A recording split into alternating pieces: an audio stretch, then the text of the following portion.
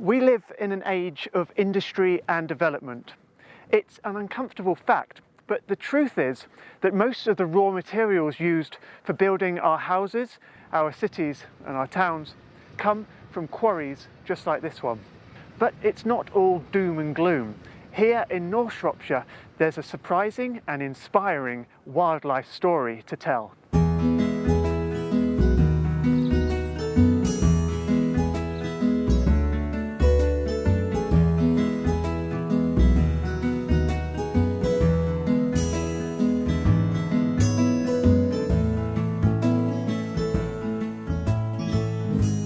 The aggregates industry is vital for the nation's economy.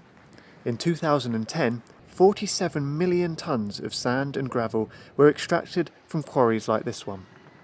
The fate of many old quarry workings in the past was abandonment, with nature left to take any advantage it could. But these days, more thought has to be given to what happens when the quarrying has finished. So how are you going to deal with this big hole? Well, the big hole is created obviously from digging the sand and gravel here. The area that we're looking at the moment has got probably another 4 years sand and gravel extraction remaining. We want to dig that material out, but as we're going, we're actually restoring behind us. So it's what we call a rolling restoration. We don't just leave it all to be done in one big job at the end. Well, the land here before was large drumlins, as they're called, which were left by glaciers, which are basically mounds of sand and gravel. We're extracting those, and because we're extracting down to quite a deep depth, we end up with a big hole, as you can see. What we don't want to do is leave that.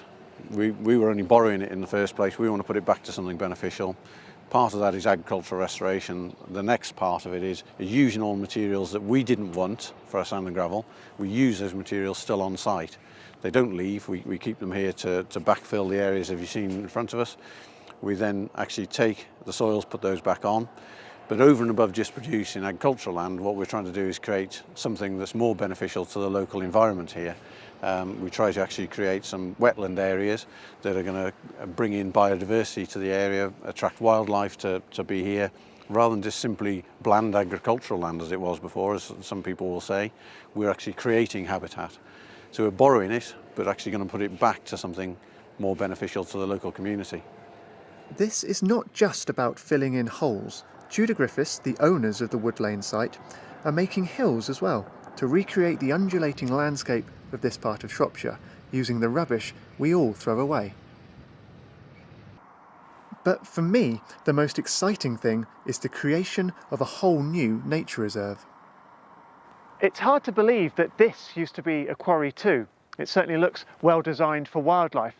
But has the transformation worked? To find out, I met up with John Hawkins, who's played a key role in creating and managing the reserve. What was here before the quarry works? This was agricultural land.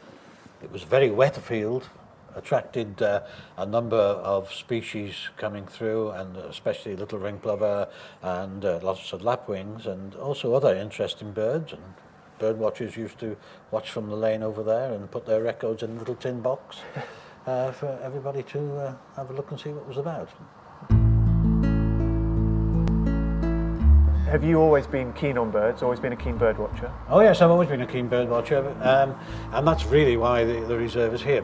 The great attraction to me was a bird called little ring plover, and I thought it would be a good idea to have a site where we could try and get it to breed in Shropshire. Most years we have a pair, or sometimes even two pairs of little ring plover breeding here, and also in the quarry as well. Okay. But the great value of this is, people say to me, well, why do you want more water? We've got all the meres, but the value of this water here is because it's shallow. And therefore we attract a number of waders, especially through the winter. And we have a good post-breeding site for curlew to come and have a night roost. Right. And we did used to peak at 150 birds. Wow. But curlew, unfortunately, are decreasing dramatically, and now we are probably only down to about 50 birds. The quarry holds the largest breeding colony of sand martins in the county, which will peak in good years at 500 pairs. This year, unfortunately, like everywhere else in the country, due to the weather, numbers have decreased. In all, 6 hectares at Wood Lane are now managed by the Shropshire Wildlife Trust, who, with some funding from landfill tax credits, have improved the facilities for visitors, including these hides. Last year, 113 species of birds were spotted, and over 1,000 children came on school visits both to the reserve and the quarry. Wood Lane Nature Reserve really is a shining example of how you can take a barren quarry and transform it into a special place for people and wildlife alike.